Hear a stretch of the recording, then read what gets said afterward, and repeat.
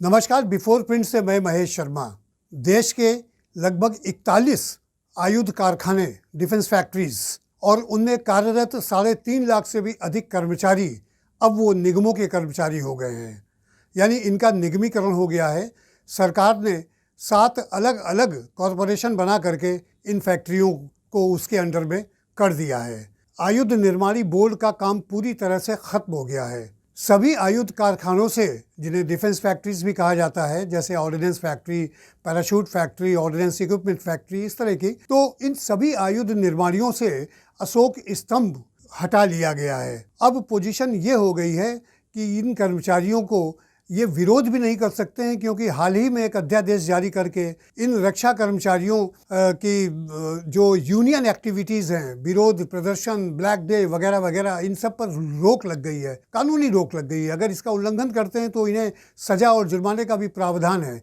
लेकिन इसके बाद भी आज पूरे देश के रक्षा कर्मचारियों ने काला दिवस मनाया और लंच में अपना लंच नहीं लिया, यानी उन्होंने उपवास रखा इसके विरोध में। लेकिन कानूनन तो अब इसका इन्होंने विरोध तो किया, लेकिन इस पर एक्शन होता है नहीं होता ये तो बात की बात है। लेकिन क्या इन निगमों से ये आयुध कारखाने मुक्त हो सकेंगे? फिलहाल ऐसा दूर दूर तक दिखाई नहीं पड़ रहा है। आपको बता दें कि ये नौबत क्यों आई। आखिर ऐसी कौन सी मजबूरी थी जिसकी वजह से सरकार ने आयुध निर्माणी बोर्ड को भंग करके 7 अलग अलग निगमों का गठन करके इन्हें उन निगमों के अंतर्गत संचालन करने का कानून बनाया? इसके पीछे जो सबसे बड़ी बात ये थी कि ये जो टारगेट दिया जाता था रक्षा मंत्रालय से, उस टारगेट को ये पूरा नहीं कर पाते। जो बजटरी एलोकेशन होता था डिफेंस प्रोडक्शन के लिए, रक्षा उत्पादन के लिए, वो समझिए वो भी टारगेट पूरा नहीं कर पाते थे। आपको बता दें, अभी हाल की ये जो CAG की रिपोर्ट आई थी, जिसकी वजह से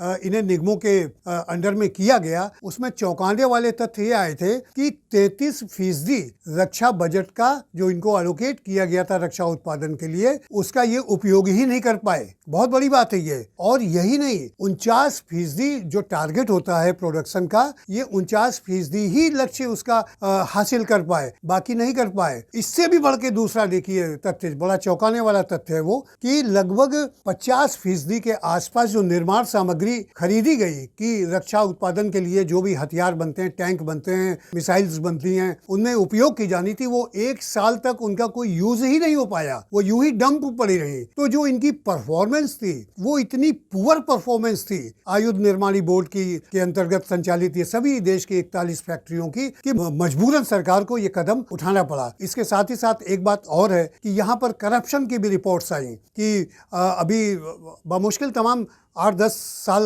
भी नहीं हुए होंगे, आयुध निर्माणी बोर्ड के चेयरमैन थे, मुझे नाम याद नहीं आ रहा है, उनको CBI ने गिरफ्तार कर लिया था, उनके खिलाफ इंक्वायरी सेटअप थी। तो इस तरह के आए दिन भी ये जो करप्शन की घटनाएं हैं ये होती रहती, और यूनियन भी काफ़ी मुखर हो चली थी। स्ट्राइक होना, धरना, प्रदर्शन, तो उससे रक्षा उत्पादन प्रभावित होता था। एक समय की वो बात थी जब इन फैक्ट्रियों की स्थापना की गई थी, तो लोग बताते हैं, पुराने लोग, कि चाहे वो 62 का वॉर हो, चाहे वो 65 का पाकिस्तान से लड़ाई हो, चाहे वो 71 की आपकी बांग्लादेश वाली भारत पाकिस्तान का युद्ध हो, चाहे वो कारगिल का हो, यहाँ पर ऐसे भी कर्मचारी होते थे जिनके अंदर ये भाव होता था कि वो देश के लिए काम कर रहे हैं। मान लीजिए, अगर बॉम्ब के शेल्स एक कर्मचारी को एक दिन में एक प्रोडक्शन देना है, तो वो 8 घंटे से ज़्यादा काम करता था। मतलब वो बताते हैं कि 12-12, 13-13 घंटे की देश के लिए काम कर रहे हैं, उत्पादन बढ़ा देता था। अब वो जो भावना थी कर्मचारियों के मन में, उसका भी धीरे धीरे लोप होता गया। तो इन सब कारणों की वजह से ये निर्णय लिया गया और आज इसका मुखर विरोध किया गया। इसमें जो सबसे बड़ी बात है, हालांकि सरकार कह रही है कि ऐसा कोई प्राइवेटाइजेशन नहीं हुआ है, लेकिन ये पब्लिक सेक्टर अंडरटेकिंग में चली गई हैं फैक्ट्रियाँ। तो वो बात जो होती थी कि रक्षा मंत्रालय से सीधा ऑर्डर मिल जाता था कि आप हमारी सेना के लिए मान लीजिए 20,000 आपको इंसास गन बनानी है, उदाहरण के तौर पे, तो उन्होंने स्मॉल आर्म्स फैक्ट्री को दे दिया कि आप बनाइए। और मान लीजिए बॉम्ब के सेल्स बनने हैं 10,000, तो उन्होंने ऑर्डिनेंस फैक्ट्री कानपुर जो कालपी रोड पर है उसको दे दिया। टैंक का काम होना है या उसका बोफोर्स गन वगैरह जैसे इस तरह की जो गन होती है, LMG वगैरह, ये सब का काम होना है, तो फील्ड गन फैक्ट्री को टारगेट दे दिया। वो पूरा करने की कोशिश करते रहते थे। और इसके साथ ही साथ जो बाकी एलाइड फैक्ट्रीज हैं, चाहे उसमें कपड़े का, जूते का, पैराशूट का, तमाम चीज़ें जो सेना से रिलेटेड होती थी, उनके प्रोडक्शन होते थे। लेकिन कहीं ना कहीं कुप्रबंध, कहीं ना कहीं कुछ करप्शन, कहीं ना कहीं कुछ ना कुछ जो कर्मचारियों को भी एक स्वतंत्रता मिली, उसके तहत ये लक्ष्य को टारगेट करने में ये लोग बहुत ज़्यादा कामयाब नहीं हो पाए और परफॉर्मेंस रिपोर्ट भी हर साल पुअर होती रही, जिसकी वजह से ये फैसला लेना पड़ा। अब इनके यूनियन गतिविधियों पर विरोध के जो स्वर यूनियन के मुखर हो जाते थे और ये सारे फेडरेशंस मिल करके स्ट्राइक की कॉल देते थे, ये सब इन सब पर रोक लग गई पूरी तरह से। ये अपने गेट के बाहर प्रदर्शन भी अब नहीं कर पाएंगे। कुल मिला के जो इन फैक्ट्रियों की सेहत क्या अब संभलने वाली है क्या? हाँ, एक बात और मैं बताना भूल गया कि सीएजी की ही एक रिपोर्ट उन्होंने गन पे दिया था कि कई गन रिजेक्ट कर दी गई थी। उस समय डिफेंस की एक सब कमेटी जो पार्लियामेंट की होती, जिसके तब बूटा सिंह उसके चेयरमैन हुआ करते थे, तो वो पूरी कमेटी आई थी। कानपुर में भी उसने यहाँ इन लोगों की गोपनीय मीटिंग की थी और उसमें सीएजी की रिपोर्ट के आधार पर यहाँ के मैनेजमेंट से उन्होंने बातचीत की और परफॉर्मेंस पुअर क्यों है इस पर भी काफ़ी देर तक बातचीत हुई और बड़ी नाराज़गी व्यक्त की थी, जो तमाम ये मीडिया में ये सब चीज़ें पब्लिश भी हुई थी।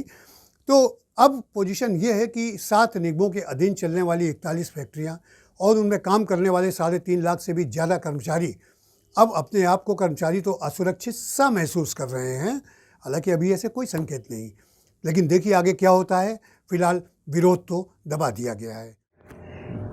आज 1 अक्टूबर 2021 को जब सूर्योदय हुआ तो हम आयुध निर्माणी परिवार के 74,000 कर्मचारियों और उनके परिवारजनों में निराशा की किरण थी, क्योंकि 7 कंपनियों के बनने के बाद इन कंपनियों का भविष्य क्या होगा हम में से किसी को पता नहीं। ये जो 41 ऑर्डिनेंस फैक्ट्रियों का ओएफबी परिवार था, ये पिछले 221 वर्षों से इस राष्ट्र की सेवा में लगा हुआ था। ये टेस्टेड ट्रस्टेड ऑर्गेनाइजेशन था और इसको एक झटके में सरकार ने अकाउंटेबिलिटी, ऑटोनॉमी और इफिशियंसी के नाम पर इसको कारपोरेशन में बदल दिया।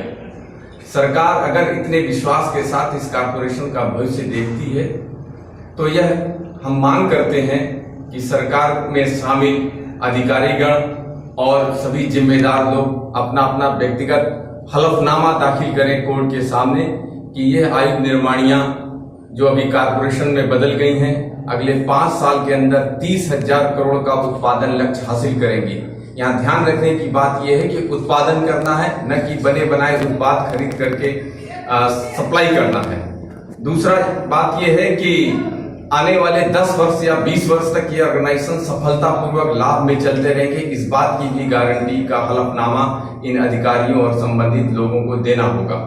अगर ऐसा नहीं होता है, अगर 5 साल के अंदर 30,000 करोड़ का उत्पादन लक्ष्य हासिल नहीं होता है या 10 वर्ष से 20 वर्ष के अंदर ये आयुध निर्माणियां घाटे में जाती हैं, तो ऐसे लोगों के ऊपर आपराधिक षड्यंत्र रच करके 221 वर्षों के ऑर्गेनाइजेशन को बर्बाद करने की जिम्मेदारी का मुकदमा चलाया जाना चाहिए। हम ऐसी मांग करते हैं और आज के दिन हम काला झंडा, काला दिवस मना रहे हैं। हमारे सभी के परिवारों में बहुत रोष है। हम सब आज के दिन अपने लंच का बायकॉट कर रहे हैं और हम प्रतिज्ञा करते हैं कि हम किसी भी हालत में संघर्ष करेंगे। धन्यवाद। अगर आपको हमारा वीडियो पसंद आया हो तो इसे लाइक करें, सब्सक्राइब करें और साथ ही बेल आइकन दबाना ना भूलें।